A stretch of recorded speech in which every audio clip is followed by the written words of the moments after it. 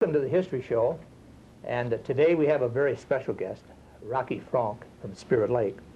And Rocky is a World War II veteran and evolved into what probably into the modern day Green Berets, but at that time they called themselves Rangers. And this was a very elite group of Rangers, and they were named after, how did they get their name, Rocky?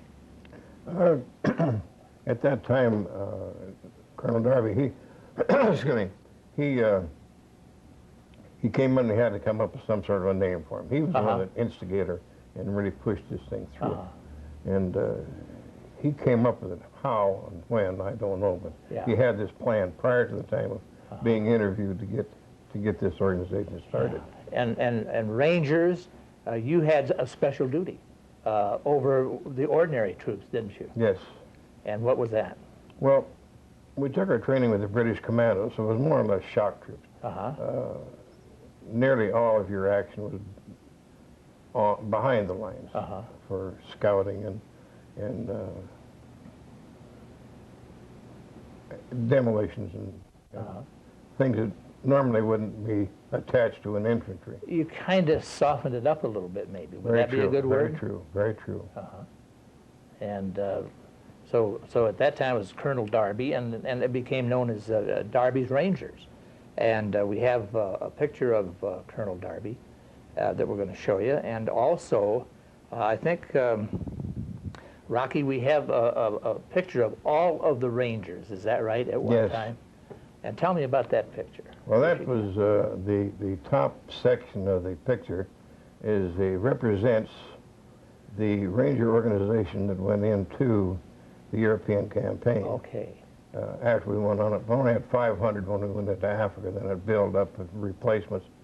And it came from the back part, for the main body of the group is what went in, and the body at the front is what came out. Oh, okay. So it was a lot of casualties. Oh, very, very much so. I can remember my brother Dale was a battalion commander in Guadalcanal, and he had a picture similar to that, where his battalion went in and you know what they were like this picture, and then what came out, and it's pretty tough, wasn't it? Well, in a way, but I don't imagine it's any tougher than anybody else there. Sure, yeah. How did this all evolve? You were drafted in Spirit Lake? No, I was volunteer? I volunteered. I went in. Excuse me. I went into the service. I volunteered as a enlisted myself. My father signed so I could get in because I was too young to sign up. So my father got me in the service, and from then we went down to a place, Camp Claiborne, Louisiana. Yep, a lot of people heard of that. And while we were there, one day we were on, I and another fellow was on KP. This all originated around from the starting of my career in this. And people that don't know what KP is, that's kitchen police. And you had mundane duties such as peeling potatoes and doing all the necessary preparation to feed the troops. That's what KP was, right? Just about. Well, a second lieutenant came in, and it was on a Sunday afternoon. And this friend and I were cooking a steak. And he came in and wanted something to eat. Well, second lieutenant didn't rate too high. Right. And so he made him a bologna sandwich. He showed him, he said, that's it, that's it. Well, the next morning we went out there, and this second lieutenant was in charge of my platoon. I thought, oh my, I got to get out of here. So we went overseas, and when we got overseas, I could just see every kind of detail. So we got overseas, and the Rangers were asking for volunteers at this period of time. And I said, I'll sign up for that. And you didn't even know what it was, did you? I didn't care. Yeah. I could see all sorts of flack coming. You bet. That was Colonel Murray. And I went up with him as he crewed by. He went into the Rangers also. But it was a volunteer organization that they originated. The majority of the original Rangers came from up in the Midwest. 34th Division was the first division to go overseas in that area. And they consisted of mostly the fellows from Iowa and Minnesota and up and through the central part of the United States. The We've got some pictures of training. That Yes. had to be some pretty extra special training to become a ranger. well, it was because you didn't get a second chance. Uh-huh. You had during your training, the British Commandos. Excuse me, British Commandos put a little extra onto it because we were Americans. Sure. So You bet. make them a little rougher for them. But that's where we.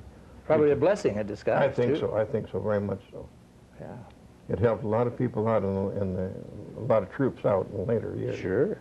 But we have some nice pictures. Could even have Rocky in there, who knows, doing some of the training. And training in elite groups is always just a little bit tougher. It's just like advanced infantry.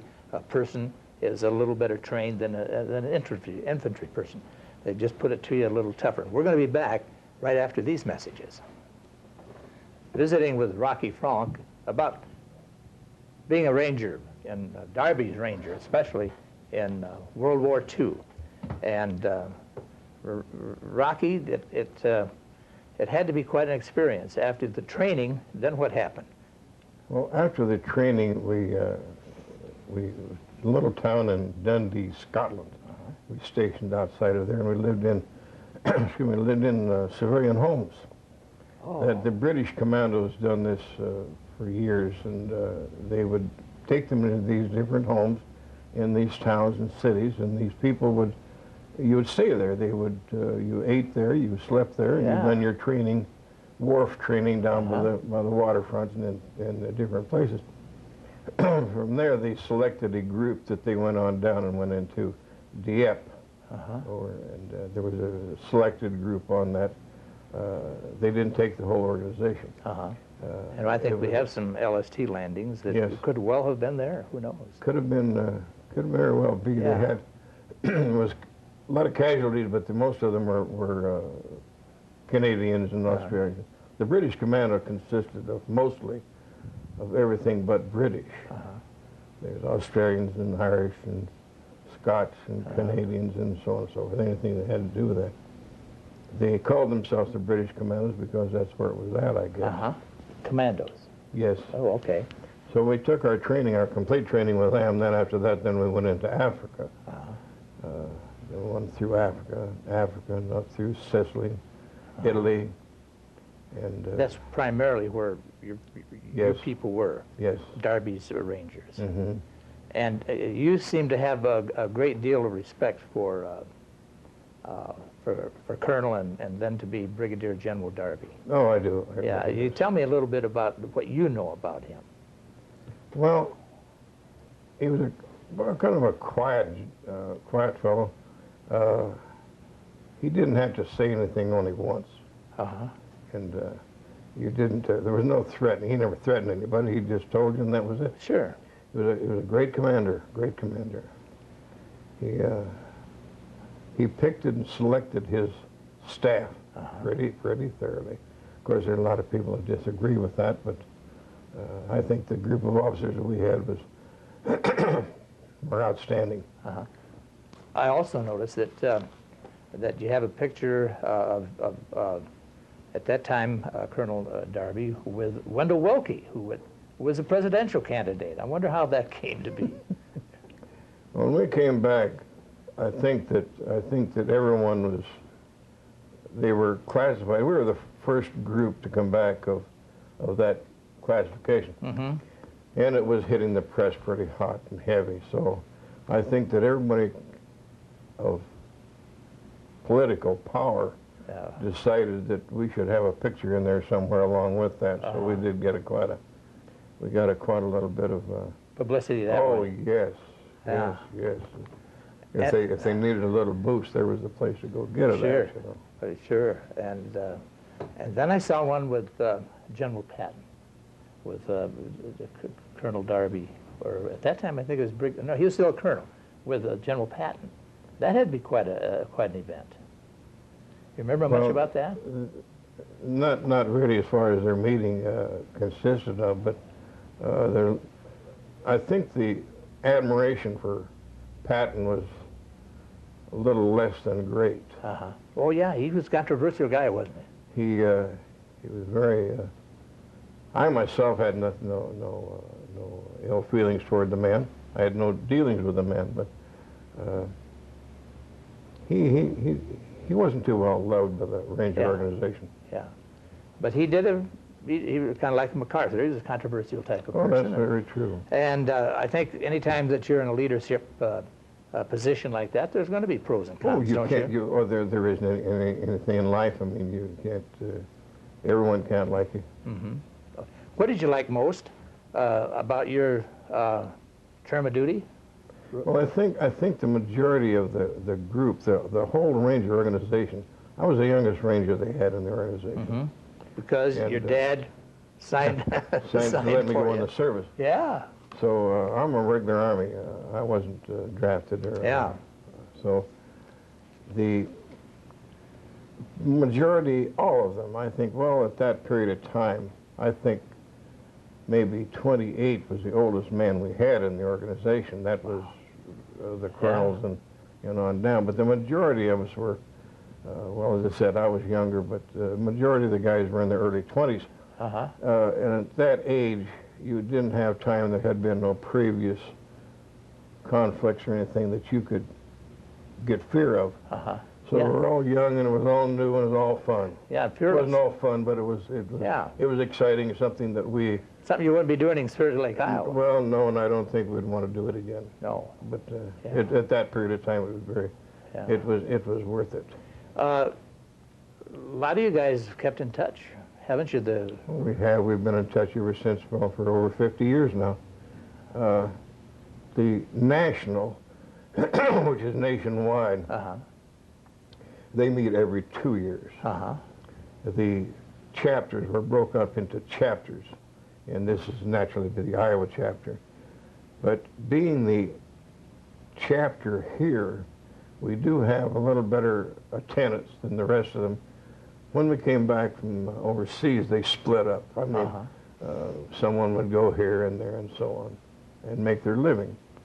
But as we've built up the Iowa chapter, we have people that were in the original 1st Ranger Battalion that came from Iowa, Minnesota. So now this coming Wednesday, which will be the 16, 17, and 18 during those 3 days, we'll meet down to Fillingworth Beach, and we have the greatest group. We have people coming from all over the United States that was originally in the 1st, and they want to stick with the guys that they know. And we get together every year.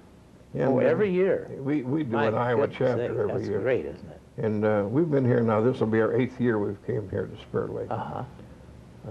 And about how many are there left of this organization, would you say? Oh, I'd really hate to... This in your chapter. Let's just put it in your chapter. How many? Well, the reason you couldn't really say is because the main group they've died off, or they have just gotten to the stage where they couldn't correspond, and so it's really hard to say how many is left. I think the most we've ever had here at excuse me, in the Iowa chapter, I think I had 70 one year, but this year it looks like we'll have over 50 attendants. Now that's going to include wives and we have an awful lot of widows and widowers that come to Yeah. We have some stories of the Rangers that we're going to show the folks at Life magazine of Darby's Rangers. Also, we have your memorial award. You got a memorial award, didn't you? Twice. Twice. And what does that constitute, Rocky, to you? Well, I think it's at one time was a great honor. And as time goes by, they have awarded those frequently. And now it's a pat on the back, more or less, than it used to be. At one time, it meant a great deal. Well, sure. It's just like anything else, you know, well, make him happy. Yeah. Why heavens, yes. We have to all have a little bit of that.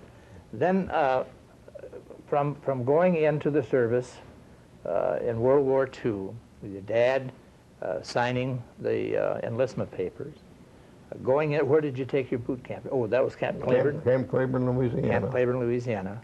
That's a hot and humid place to leave Iowa and go down to Camp Claiborne. Well, it was kind of an experience because the majority of the guys, we were all kids there too, the whole group of us, and leaving Iowa and going down there and something like that was an experience. Oh, I'm sure it was. The food and everything else was entirely different. And you got a butch haircut, and you got your. I didn't get that until later years. Didn't you? Well, and then later years took care of what I did have. So. Yeah, and we're going to be back right after these messages. Continue our visit with Rocky Fronk from Spirit Lake, a veteran of World War II, and they're a fading number, veterans of World War II, aren't they, Rocky? Oh, very, very much so. Yeah. I would say we've lost well over half of what came back. Easily that, because the group that we got right now, I'm 77, and most of the guys are in their 80s. Right. So as you get to be that age, not that it's an old man or anything like that, but time takes care of everything. Yeah. Then we talked about Camp Claiborne. You a raw recruit, going down there and finding out what it's all about, being a member of the armed forces. And then you took your basic training, went to Scotland, became a ranger, and then some things started happening besides DIA. You started doing some invasions, right? We went on the African invasion. The Ranger organization was the first to invade on the African. The year the British had been there. Mm-hmm. But we went in and we landed at a place called Arzu, Africa. Mm-hmm. And we went in from the beach and also wrapped around the town and came over and took Arzu, Africa. And there was a French Foreign Legion fort there at Fort du Nord. Uh-huh. I had the flag off of that fort for years, but it was kind of a grabby thing. Everybody wanted it, and someone got it. So that's a grabby thing. Yeah. Yeah. Did these were tough landings? Would you say? Well, not going into Africa. It wasn't bad at all. It was protected by the French and the French Foreign Legion, mm-hmm. and they didn't put up too much of a battle. There was days later that it was worse than it was going in on the invasion. They put up a false front, I think, more on that. We lost people, but not. Was that something to do with Rommel's troops? We've all heard about Rommel. After we went through and went out crossed Africa. Uh-huh. Well, we ran into Rommel, and he was a great general. I guess he was. You bet. Uh-huh. Great man. And then some of the other invasions that you were involved with. We went through up into Sicily. Uh-huh. And find that on your map. That was kind of a bad situation. We lost troops there. Uh-huh. Were you a gunnery officer? Were you an infantry? No, I wasn't an officer. I was a platoon sergeant. Platoon sergeant. Okay, and that was a rifle platoon or something like that? No, they were all rifle. A company consists of roughly 60 men is all, because we didn't need any more men. That because 5-man patrol, that was a good patrol. You went in and done your thing and got information and got on out. After going into Gila, that was when we hit that. In Sicily. We went in miles with no stoppage. Wow. And then we had to come back because we went too far, and they didn't have that particular point corrected. But from Sicily, then we went on to Italy. And Italy was, as time went by, things got tougher. And we lost more men. And that had to be some kind of an experience, wasn't it? You know, because if you were a platoon sergeant, is that right? Mm-hmm. Yeah, and you had people that you were responsible for, and I suspect that you probably lost one or two of those. Oh, and that had to be tough. an awful lot. Yeah, an organization small, you get so that you know everybody by. Well, sure you do. There was a boy from Spirit Lake. His name was Arlo Fox. I remember Arlo. Yeah, he died several years ago, and he was in the Ranger organization too. The Darby Rangers. Mm-hmm. Well, for heaven's sakes, isn't that amazing? We still have his wife come to our dinners. Yeah. And we have him here. Yeah, that's just beautiful. Toughest part about combat, what would you say? Was it losing your friends, probably? I think so. I really think it was. It was nothing happened that you didn't expect to happen, I don't think. But the satisfying end of this was the idea that we had sent back a cadre. And the cadre formed up the Ranger organization that they have back in Fort Benning and different camps throughout the United States. And that was satisfying to us to know that it wasn't going to die. It was going to continue on in perpetuity. Yes. And it's evolved, of course, with all, my goodness, can you imagine now they used to have like artillery, lookout sites and so on. That's all done by computer and everything else now. It's just unbelievable, wouldn't it be? See, an average infantry company during our period of time was 217 men. So when you cut it down to 60 men, you had a little bit of a tighter, you had more control. Sure. In an organization like that, you had to have control. Yeah. It wasn't a matter of really liking your officers or your whoever. It was the idea. It was a necessity. Everybody protected everyone else. Sure. Favorite time in the service was something other than getting out? How long were you in? 4 or 5 years? No, I was in a little over 7, about 8. 8 years. You had some good times while you Oh, were... certainly. I wouldn't, if I could come out as well as I did, I wouldn't mind it a bit. Sure. I'd take another crack at it, but yeah. Right now I doubt if there's anybody left in the organization that could walk from here to the bank and real fast and back again. Yeah, yeah. I felt that my period in the service was important to me as I grew on into life. I felt that I had some very beneficial things. I agree. I agree with you. You can, well, it was what you wanted to make it. Sure, You know, as anything is. yes. But some of those disciplines were very good for I think so. private life and to I think so, individualize very much yourself, whether you went into corporate business, as I eventually did, and that type of thing. I think they were very beneficial. Well, Rocky, our time's up already. My pleasure being here. And I'll tell you what, when you're having fun, as we always say, time goes rapidly.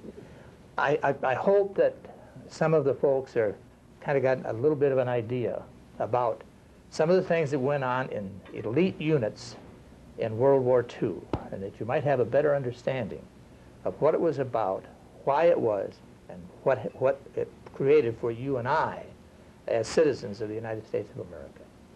So thanks a lot for being with us on the History Show. Thank you, Rocky. My pleasure again. I hope you'll join us again next time.